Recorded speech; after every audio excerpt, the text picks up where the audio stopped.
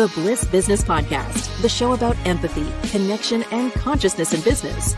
Today's episode is brought to you by Zero Company, your paid search, social media, and programmatic ad experts.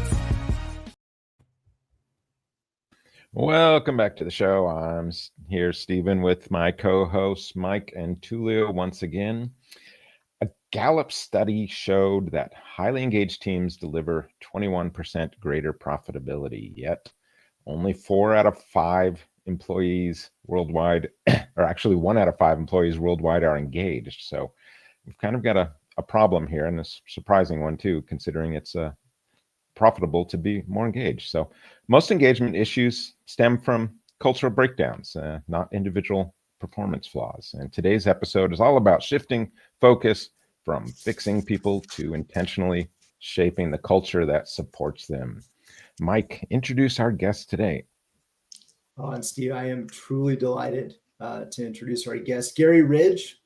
He is the Chairman Emeritus of WD-40 Company, as well as the founder of The Learning Moment. So known worldwide, Garry really for his people-centered leadership philosophy. We know Garry led WD-40 through decades of record growth. More importantly, though, while fostering what he famously calls a tribal culture, which we'll discuss a bit here today. Now, in terms of in this culture, this is one where people feel safe. It's important they feel valued and inspired, really, to be able to do their best work, which we know is key in the success of a business. And then from his practical approach to creating a culture of belonging, to even his candid lessons in what he calls dumbassery. So Garry brings unmatched wisdom to the conversation about building workplaces that really thrive. We can't wait to hear from him, I'm sure. Garry, welcome to the show. Hey, g'day. It's good to be with you. Thanks for inviting me along. And, I'm proud to be the Dean of Dumbassery. We'll get into that for sure. Hey, Garry, so you've long said that most companies spend too much time trying to fix people rather than creating environments where people can flourish. Was there a moment that crystallized this belief for you? Well, yeah, I think that, even the research that you just shared, most organizations spend a lot of time on putting great strategies together, and that's very, very, very important. But the key is great execution is the will of the people times strategy. And, I'm gobsmacked when I look at this research and I talk to leaders who really don't understand that you can have the best strategy in the world, but if only 30% of your people go to work every day passionately executing against that strategy, 30 times something is something. But if 80% of your people go to work every day and they are passionately executing against the strategy, 80 times something is much, much more. So to me, it was kind of like an hors d'oeuvre moment. We can have a great strategy, but what about how do we put a culture together where people go to work every day, they make a contribution to something bigger than themselves, they learn something new, they're protected and set free by a compelling set of values and go home happy. And that last bit is really important too, Stephen, because happy people build happy families build happy communities, and happy communities build a happy world. And by golly, we need a happier world. And business not only has an opportunity, but I think they have a responsibility to play their part in building a happier world. Amen to all of that. Here. Yeah. Definitely here. And a lot of that, really stemming from the conscious capital movement, which, we hope certainly more organizations are starting to hinge onto. So Garry, maybe, talk to us a little bit about building that tribal culture. It's been described of, one where connection and trust are really the norm within that culture. So talk to us maybe a little bit about building a tribal culture and, maybe even what some of the key decisions or strategies have been that you've used to build that sense of unity. Sure. I think, or I know there are probably 5 foundations to building a positive and effective tribal culture. Number 1, belonging. Do I feel and am I treated like I belong in my organization? The second pillar or foundation is, do I feel and am I treated like the work I do matters and actually makes a difference in what I do? Then choice. Am I empowered to make choices but because there are a set of values in the organization that not only protect me, but set me free? Then number 4 is safety, or what was common called psychological safety. Is fear of failure being replaced by learning? In other words, we don't make mistakes, we have learning moments. And then finally, and very importantly, are we ensuring we're not managing people? We're actually coaching people. Our job as leaders is not to manage people. It's to coach people into the best version of their personal self. So there are the 5 foundations that are simple. They're not easy. And time is not your friend, because culture equals values plus behavior times consistency. And you cannot sprinkle fairy dust on an organization and change the culture. You know, I have a friend of mine who owns a chain of Ashley furniture stores. His name's Charlie Maloof. He's out in Charlotte, North Carolina. He's got a beautiful quote. He says, culture is not a microwavable event. It takes a crock pot approach. And that is so true. So true. Yeah. A lot of organizations have this mindset of risk and reward, reward and punishment sort of mindset. It's almost dogmatic in many companies, the way they think about how to manage or lead people. Can you share a story or a situation where focusing on the culture over correction changed the outcome for a struggling team? Well, I think it goes back to, again, if you have a set of values in the organization that empower people, empowered people take positive action.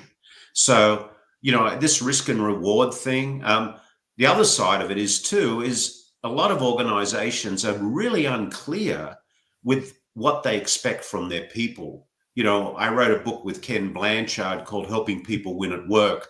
And the byline is, don't mark my paper, help me get an A. So my question to those with us today, have you been very clear about what an A looks like within your team and what you want to achieve? And then are you, as the leader, dedicated to helping the team and the people you lead get that A? So the risk is they don't know what they have to achieve. Therefore, the reward is not clear. But if what is needed to achieve, or if the A is clear, and then we're working every day to help them get that A, then the risk is reduced and the reward is very clear. I'm convinced some CEOs out there you'll never get an A from, and I think like you've got that little puppet next to you that this guy. Yeah, this is the soul-sucking CEO, right? So I'm convinced you can never get an A from that guy. Yeah, he's probably sure. You know, I in the work that I do now, I coach a lot of CEOs, and one of the things that is very clear to me, it has become clear to me, is most CEOs and most leaders don't get up every day to be bad at what they do. They want to be good at what they do.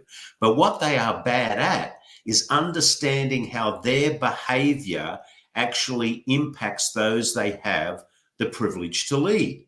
And in the coaching work that I do, the first part of it is we work on the behaviors. Now, if you happen to know an Alec, or it could be an Alice, you know, I'll tell you some of the behaviors of this person.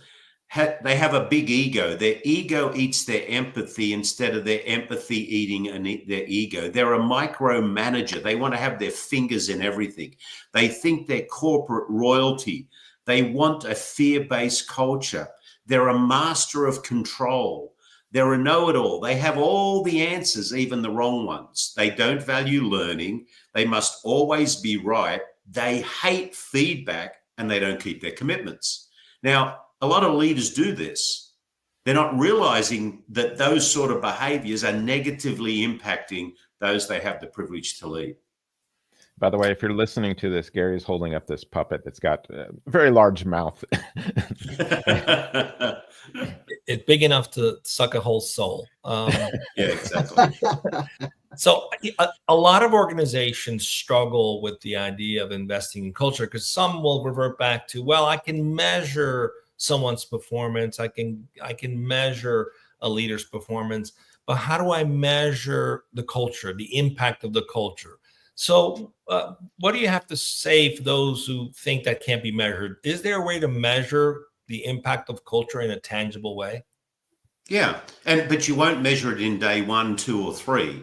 You know, a lot of people think that, again, you can't sprinkle fairy dust on an organization, but you will measure it over time, because I'll go back to my original statement. It's the will of the people times the strategy that equals the outcome. Now, I was talking to a CEO the other day, and we were talking about the value of people, and he was saying that, well, I don't know how I'm going to measure this. And I said, well, right now, I guarantee that only about 30% of your people are coming to work every day and are engaged. What would happen if that was 80% and you would let that impact your business over time? He said, I don't know really what would happen. I said, okay, here's a deal. I want you to go to the office today and tell everybody in your organization to go home for a month and not come to work. And he said, why? I said, well, what do you think your results will be a month from now? He said, we won't have any. I said, but you're okay now that 30% of your people are only coming to work every day now. And it was like, oh, duh. So you will measure the results. The other ways you will measure the results are, number one, it's been very clear to me that organizations with crappy cultures have very high employment costs. You can pay people to be treated badly.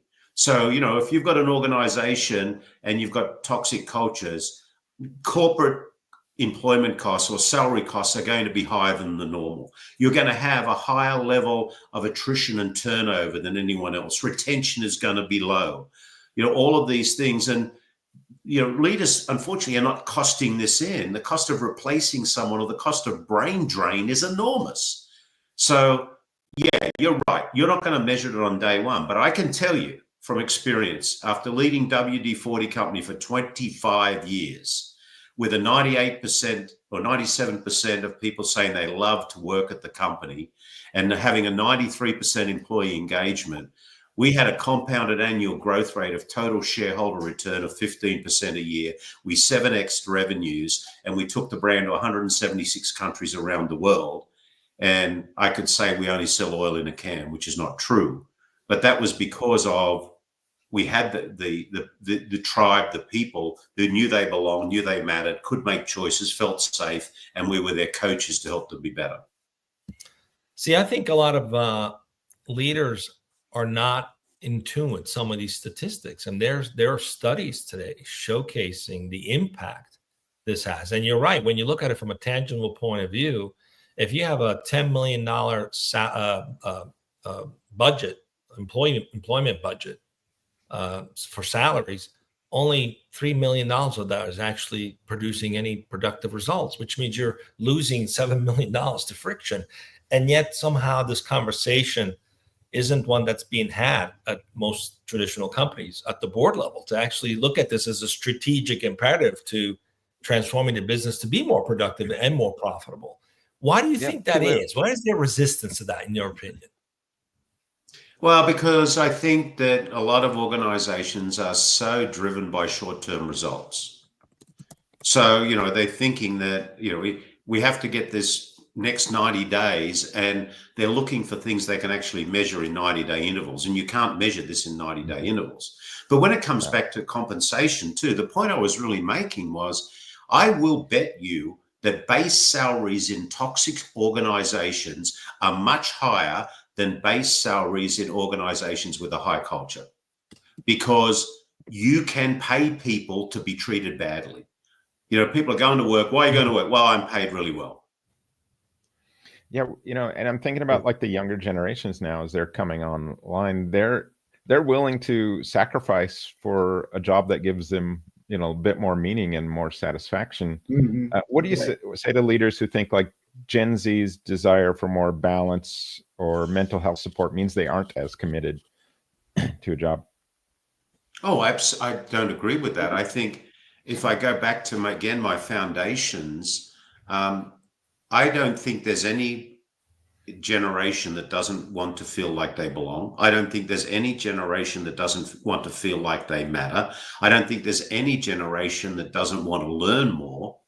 And I think it's the older generations that have probably got it wrong, because they're looking at business and life in the old ways, and really don't we want to have a better environment?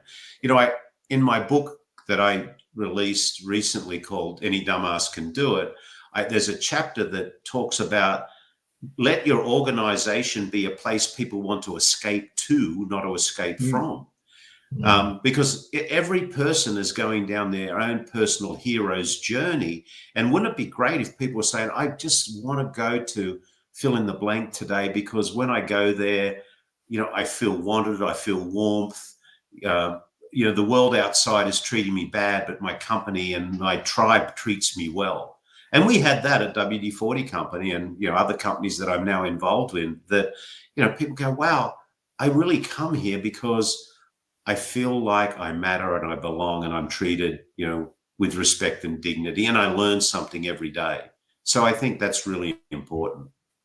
And you're going to, with that kind of approach, you're going to have higher revenue growth. It's just people are, coming to work more energized. And in fact, there's a Harvard Business Review article found that companies with strong, healthy cultures experience 4 times higher revenue growth, right? This clearly ties into the point you're making. Are there any systems or tools that you have implemented to reinforce culture at scale?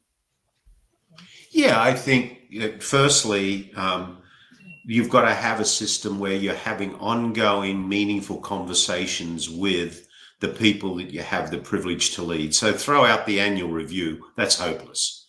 What you need to do is have, at least quarterly conversations with people where you're asking them some simple questions like, are you okay?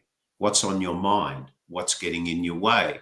If you're not achieving the A that we've identified, how can I help you? And then talk about the values in the organization. Show me how you've used our values in the last 90 days to help, build our organization and make great decisions. The other one that we had was something that I call the na disease, which is the finger pointing disease. A lot of organizations have a finger pointing disease. Mm-hmm. And we created something at WD-40 Company called the Maniac Pledge. And it was really an antidote or a vaccine against this na disease. And I can share it with you. It's the Maniac Pledge says, I am responsible for taking action, asking questions, getting answers, and making decisions. I won't wait for someone to tell me. If I need to know, I am responsible for asking. I have no right to be offended that I didn't get this sooner. And if I'm doing something others should know about, I'm responsible for telling them. So this was a pledge that we would take to take away all the excuses around the conversations that sometimes happen like, well, I didn't know about that. Why didn't someone tell me?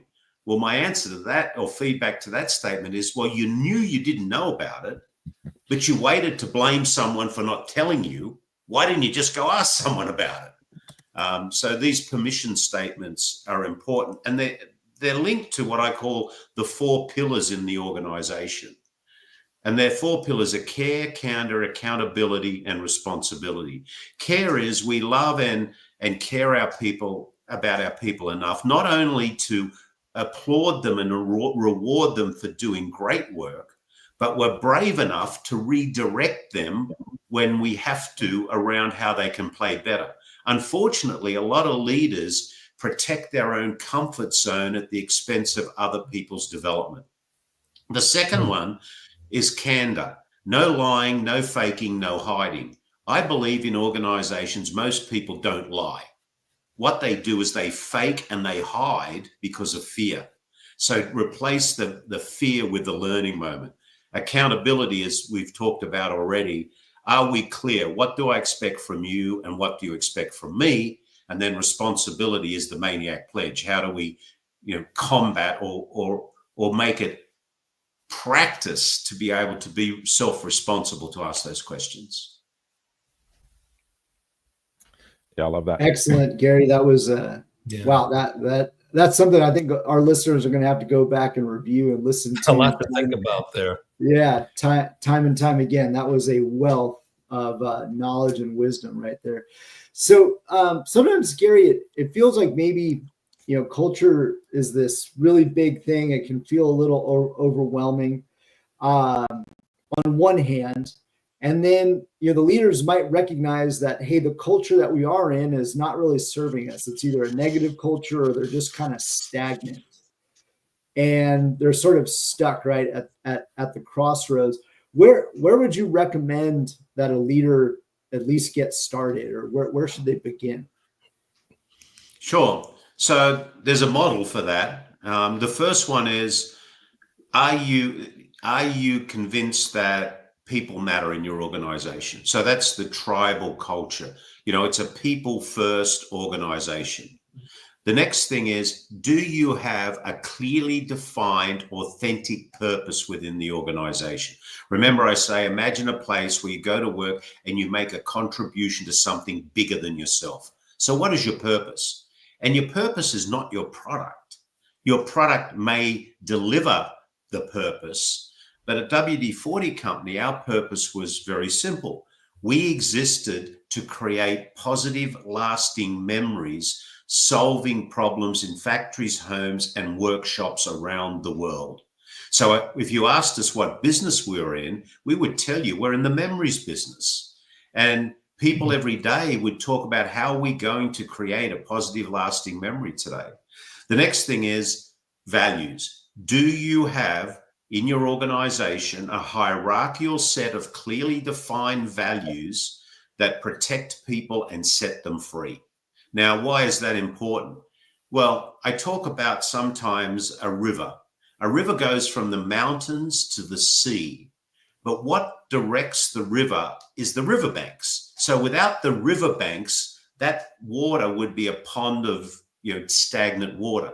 Well, values are like that. Values take our organization from where we are to where we want to go. But while you're on that river, you can have a lot of fun. You can do whatever you want. There's going to be rapids and places that are harder to navigate than others. But if you live by the values, by those boundaries in your organization, you can have a lot of fun, be safe, but also make choices. And then finally, of course, is the learning moment.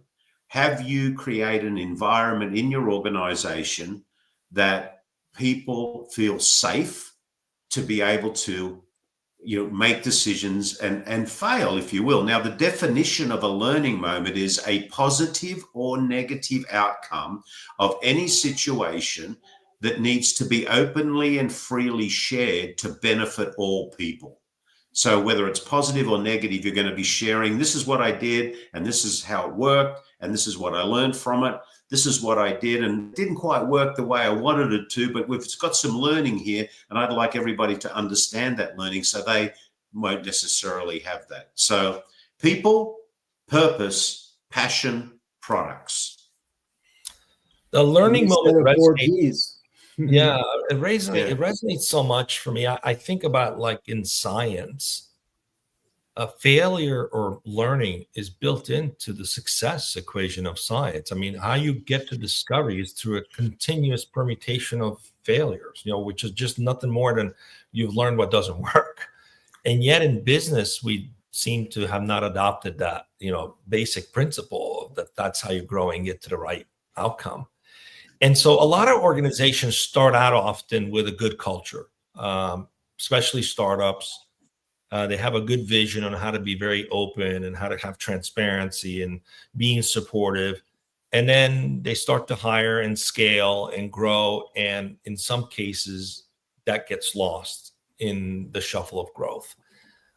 So how do you go about maintaining that consistency, especially during rapid growth or change? What are some tips for doing that? When I was a young boy back in Australia, where I come from, I was in a high school science class, and my science teacher gave me a petri dish.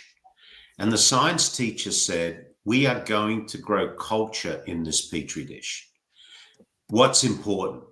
Well, the first thing is the ingredients that you put in the petri dish. And what you were describing earlier was a new culture was being formed, and, the leadership put all these ingredients in the petri dish. A people first culture, great set of values, high communication style, whatever they are. Now, what my science teacher said to me, now here's the trick. You own the petri dish as the leader. You need to ensure that you feed the good ingredients so they grow, but you have to be brave enough to attack the toxins.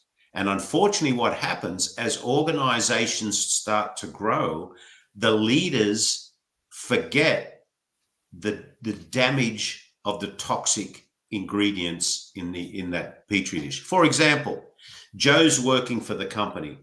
Joe's the best salesman we have, but Joe is a toxin within the organization. So what does the organization say? Well, you know what? As long as I'm, delivering as the top salesman, I can be a-hole and I can treat people badly, and everyone around them sees him behaving or her behaving like that. So they all say, well, you know what? All that matters here is getting that sales number. I can be the biggest jerk there is in the world, and the leadership will put up with that. Well, that's where those cultures start to go sour, and eventually the toxins eat the culture. Unfortunately, right? Yep. Garry, we've got an audience question here. Let's bring that up. So, what are the most effective ways leaders can nurture a healthy culture when their teams are fully remote or hybrid and spread across different time zones? Again, cultures to add to that too. Yeah, I think again, how do you at different time zones and in a remote environment ensure that you are showing people that they belong? So it's that constant communication, that you're showing them that they matter, that you're showing them and demonstrating that they're safe, and that you are being a great coach. So I think there are just different ways of doing that. Now, I will admit that totally virtual organizations that don't come together as often as they should, you're not going to be able to get that bond as strong as you would as if people were together all the time. But it doesn't say you can't do it. We operated we had offices in 17 countries. So we're operating in many different time zones around the world. But we always had the opportunity to bring people together and really show them in real behaviors how we met those pillars, those foundations of belonging and matter and safety and coaching, not managing. It makes a ton of sense.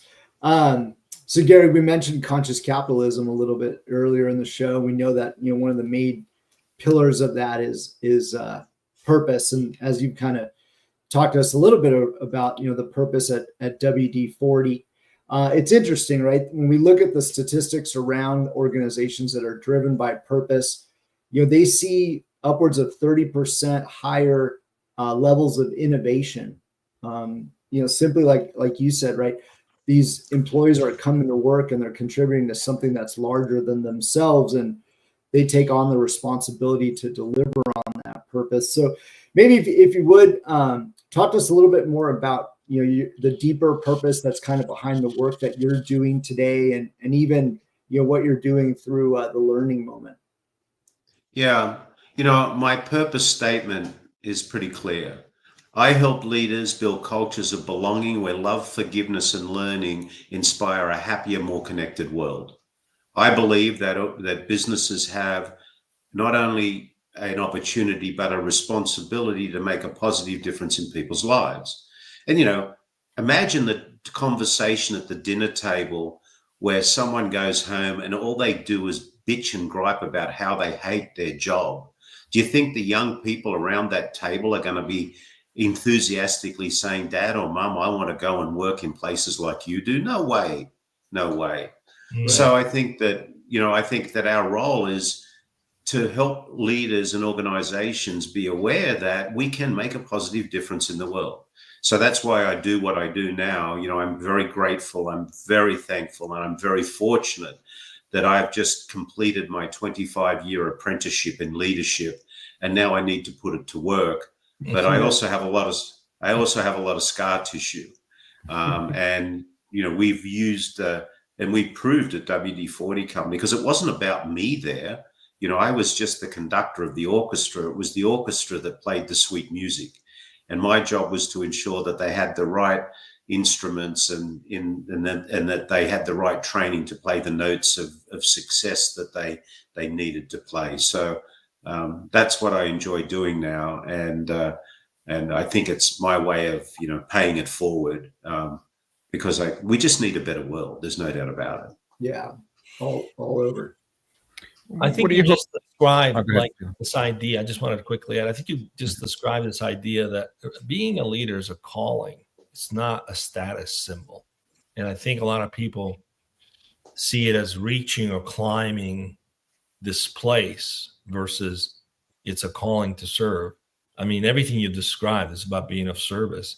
This just the idea that you don't think about how if you don't serve people correctly, they go home and share the disappointment, and then it affects their family and their children.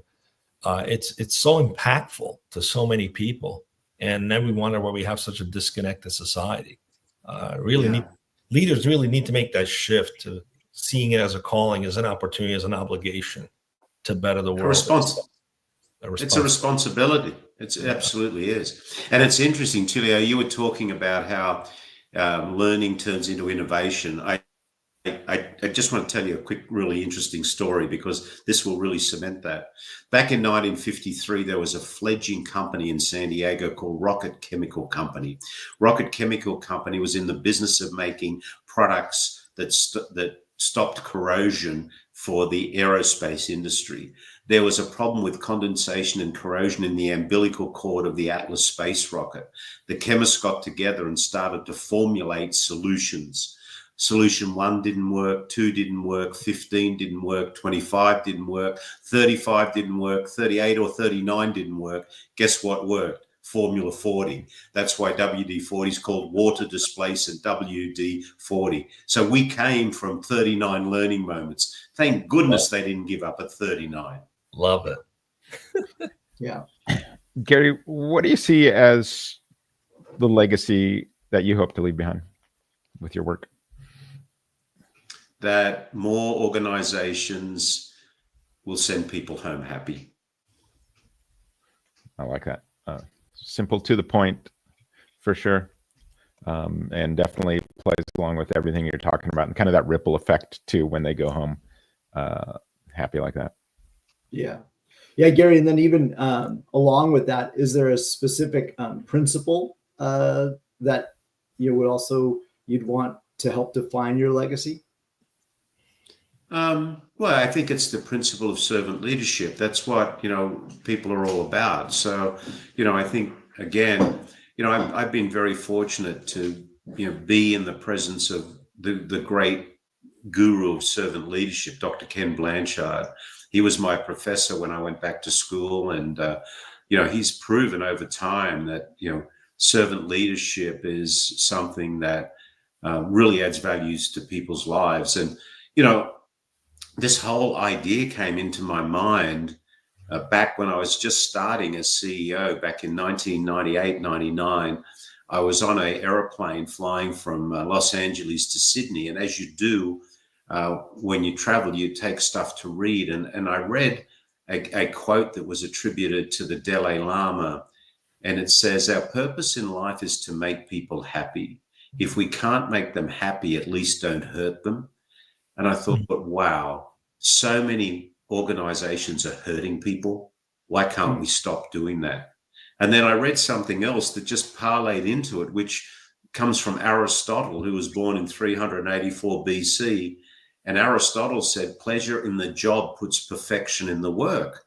And I thought, okay, So if we can create an organization where we're not hurting people, they're having pleasure in doing the job, then we can have an organization that has a great deliverable outcome, both financially and as a culture.